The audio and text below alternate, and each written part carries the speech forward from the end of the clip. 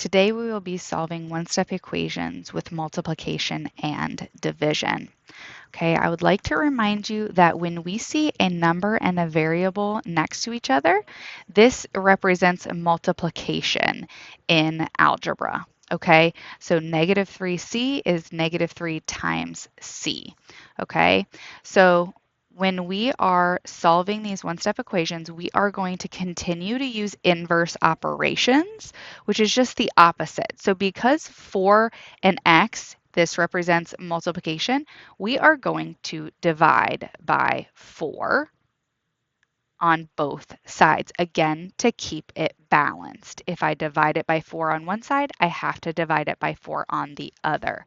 Okay, and we are trying to get the variable on its own, and that becomes 1x. So we still have one of the variable, okay, equals, and then negative 20 divided by 4, and negative divided by a positive is a negative, and 20 divided by 4 is 5. So we get x equals negative 5, okay?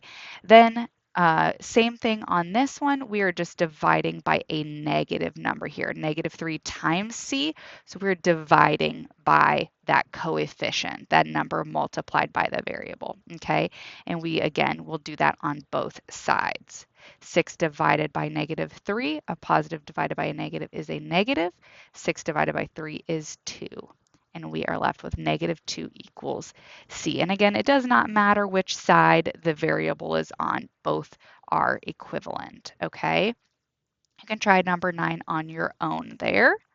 Okay, these have division. So remember, fractions are division. That's what this little symbol here means. So t divided by 4, okay?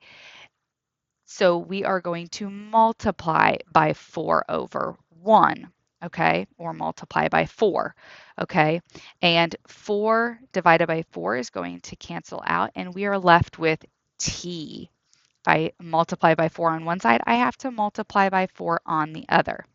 A negative divided by a positive is a negative. 8 times 4 is 32, so negative 32. All right, and r divided by 6, we are going to multiply by 6 to get r by itself, okay, and times by 6 on this side as well. So I'm going to get r equals negative 18. Okay, you can try that last one on your own.